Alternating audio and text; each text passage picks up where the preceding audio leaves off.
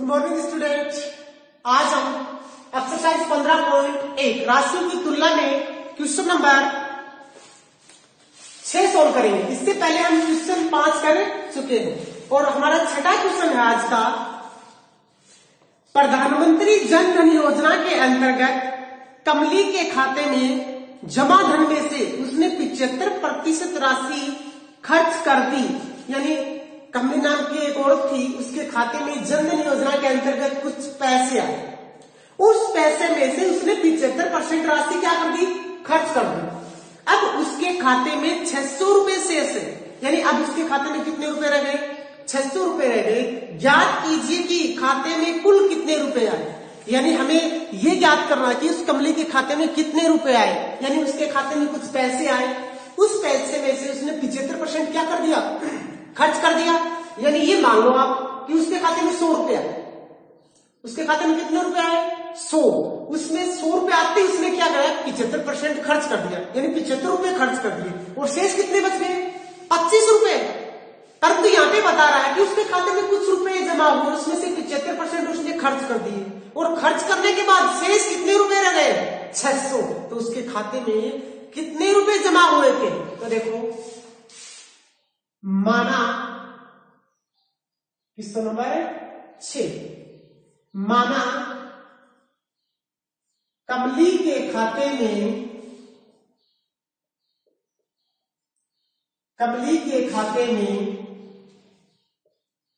जमा राशि बराबर x रुपए। यानी उसके खाते में कितने रुपए जमा हुए? x रुपए हमने मान लिया। खर्च का प्रतिशत, यानी उसने खर्च किया, उसका प्रतिशत कितना है वो लिख दो। वो कितना है? वो बेटा 75%। क्वेश्चन में दिया गया है, क्वेश्चन के अकॉर्डिंग चल रहे हैं। खर्च का प्रतिशत कितना है? 75। ये प्रतिशत दिया गया है और हम खर्च रुपए निकालेंगे। खर्च रुपए बराबर, यानी x का हम क्या निकाल लेंगे? 75% और वो ही उसने खर्च कर दिए। यानी x का 75% निकालेंगे तो x का मतलब गुणा 75 और प्रतिशत हटाएंगे तो 100। देखो 25 के पाड़े से करना, 25 की 75 और 25 चौका 100। 3 को x से करेंगे तो 3x और बटे में कितना आएगा? 4। ये रुपए उसने बेटा क्या कर दिए? खर्च कर दिए। यानी उसके खाते में x रुपए आए थे ना, उसमें से उसने कितने खर्च कर दिए? 3x बटे 4। तो शेष रुपए बराबर उसके खाते में कितने रुपए शेष रहे? यानी x में से हम कितना घटा देंगे? x तो कुल रुपए थे, खर्च उसमें 3x बटे 4 कर दिए और जो आएगा ना वो उसके खाते में क्या हो गए? बच गए। तो 4 को करेंगे तो 4x माइनस 3x को 1 से करेंगे तो 3x। 4x में से 3x जाएगा तो x बटे 4। यानी हमने कितना निकाल दिया? उसके खाते में शेष x बटे 4 और प्रश्नानुसार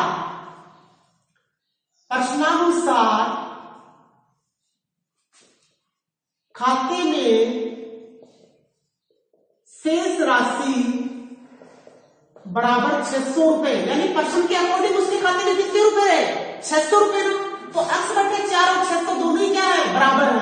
x बटे 4 बराबर है 600। यहां से मैं x का मान निकालूंगा तो 600 गुणा 4, 6 चौका है 2400 रुपए। यानी अतः कमली के खाते में जमा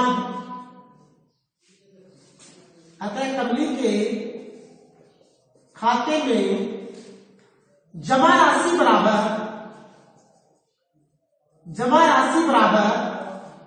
कितने रुपए? 2400 रुपए। यानी हमें निकालना है कि उसके खाते में कितने रुपए आए थे? 2400 रुपए। इसने 75% खर्च कर दिए और बच गए कितने? 600 रुपए। यानी इससे अगला क्वेश्चन है क्वेश्चन नंबर 7 और इस एक्सरसाइज का अंतिम क्वेश्चन। यानी इस एक्सरसाइज में 7 ही क्वेश्चन है। 5 कल कर लिए थे, 1 आज कर लिया और अंतिम क्वेश्चन नंबर 7। क्वेश्चन नंबर 7 बेटा कि राजस्थान के 5 जिलों में से मिड डे मील के अंतर्गत, यानी मिड डे मील होता है जो दोपहर के अंदर है ना, जो गवर्नमेंट स्कूल, जो सरकारी स्कूल, उसमें भोजन दिया जाता है बच्चों को दोपहर में, तो उसको बोलते हैं mid day meal. Mid day meal के अंतर्गत 50,000 छात्रों के सर्वे के आधार पर, यानी 50,000 बच्चों को पूछा कि आप क्या पसंद करते हो, आप क्या नहीं पसंद करते हो, तो उनमें से 60% छात्र थे ना, 60% दाल रोटी पसंद करते हैं। यानी हम दाल रोटी पसंद करने वाले छात्र देख लेंगे। दाल रोटी पसंद करने वाले कितने हैं, उनका प्रतिशत तो कितना दिया गया है, 60, और कुल कितने हैं, 50,000।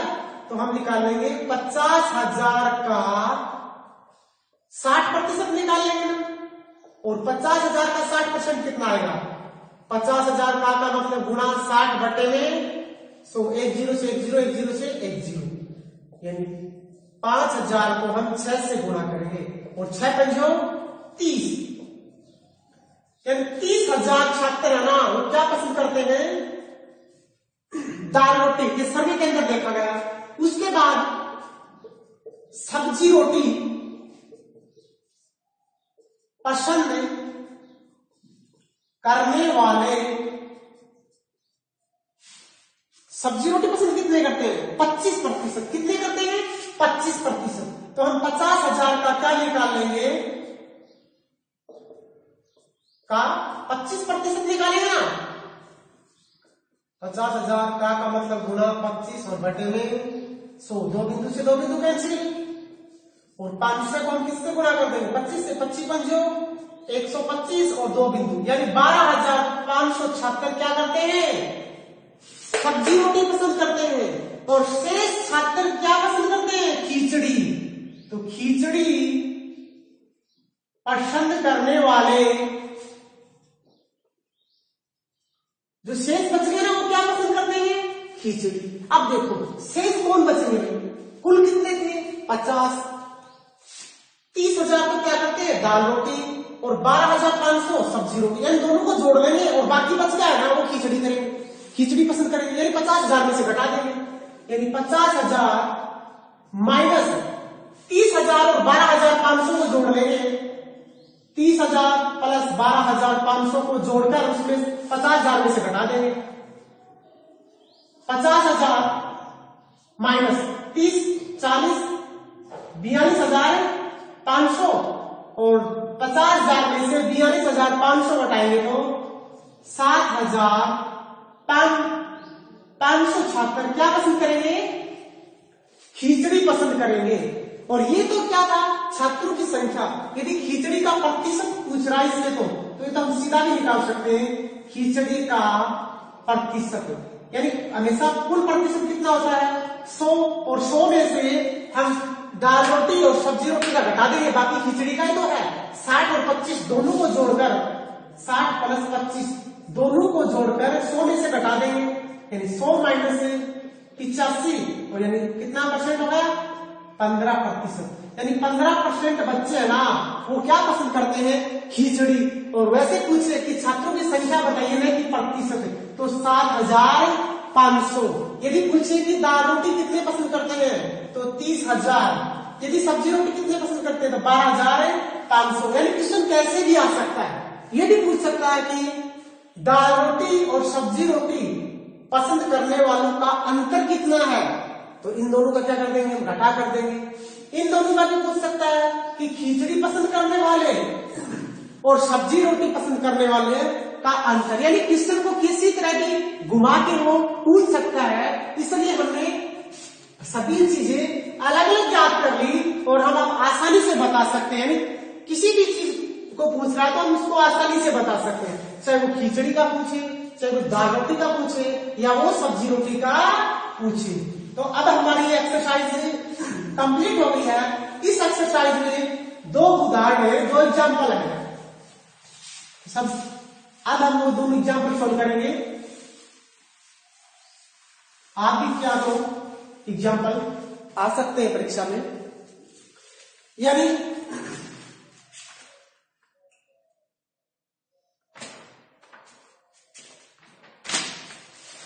उदाहरण नंबर 1,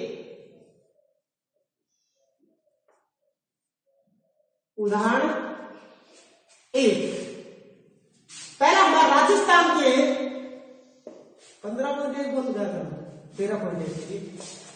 ये उदाहरण नंबर 1, राजस्थान के झालावाड़ के एक विद्यालय में पर्यावरण पखवाड़े के अंतर्गत रोपे गए पौधों में नीम के 25%, यानी नीम के पौधे थे ना, वो तो कितने प्रतिशत थे?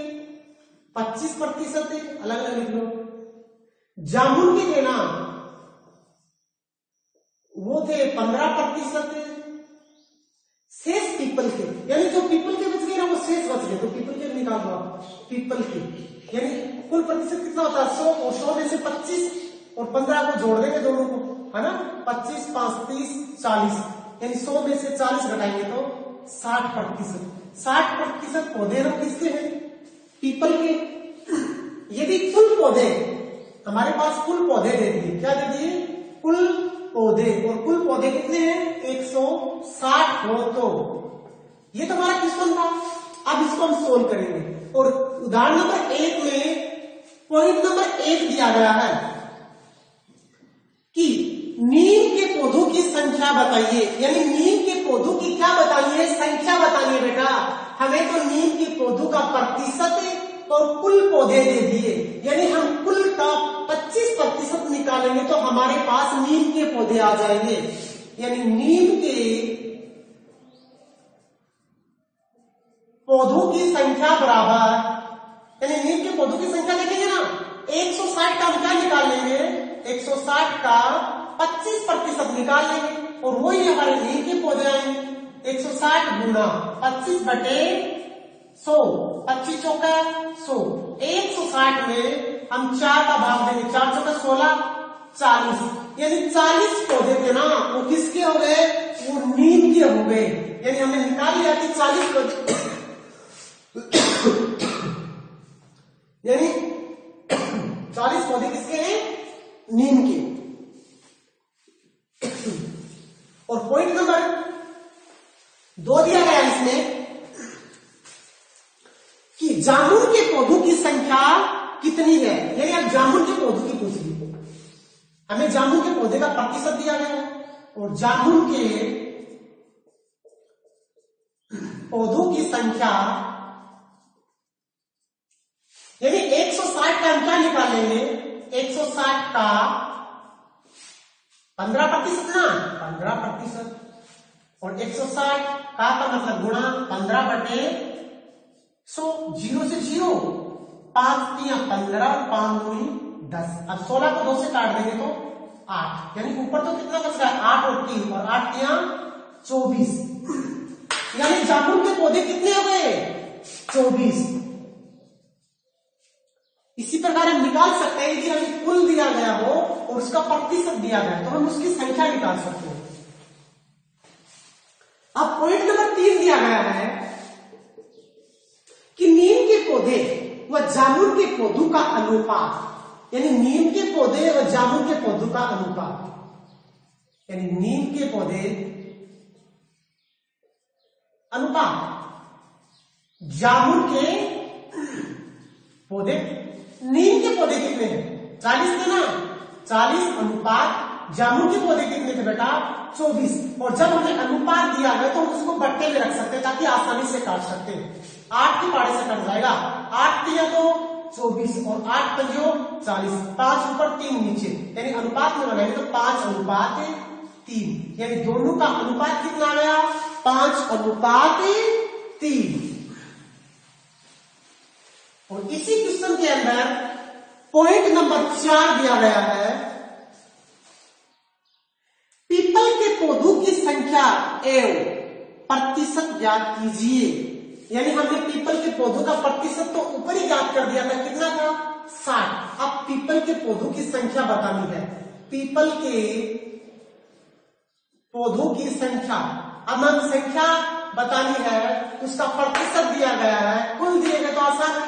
यानी 160 का हम क्या निकालेंगे? 60% ना, 160 का 60 का मतलब गुणा 60 और बटे में 100, 0 से 0, 0 से 0, 6 36 को 6 को असल की 3, 6 6 6 और 3 9, 96 पौधे। यानी पीपल के कितने पौधे हो गए? 96, यानी 96 पौधे किसके हो गए? पीपल के हो गए। और इसके अंदर पॉइंट नंबर 5 दिया गया कि नीम के पौधे पीपल के पौधों से कितने % कम है? किसके? नीम के पौधे। और पीपल के पौधों से कितने प्रतिशत कम है? प्रतिशत पूछ रहा है कि संख्या पूछ रहा है। संख्या पूछता तो हम 96 में से 40 घटा देते। अब वो प्रतिशत पूछ रहा है। पीपल का तो % 60 है और नीम का कितना है? 25, यानी 60 में से क्या घटा देंगे? 25। नीम के पौधे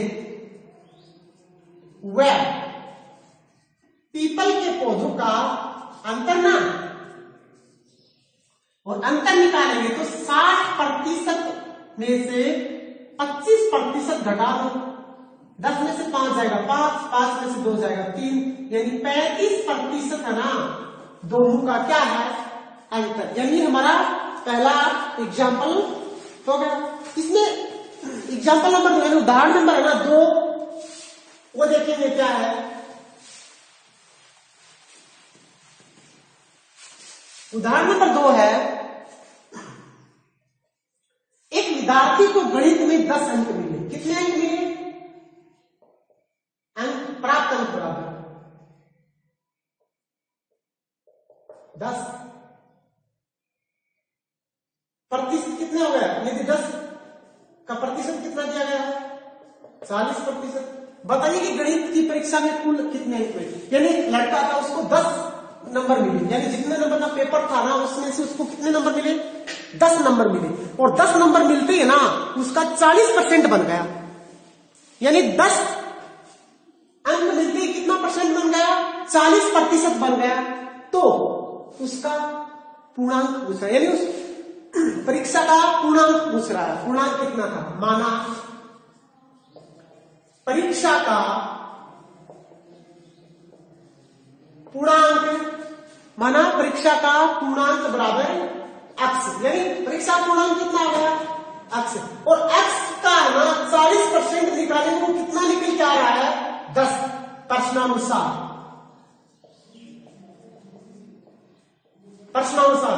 x का 40% है ना, वो कितना निकल के आया?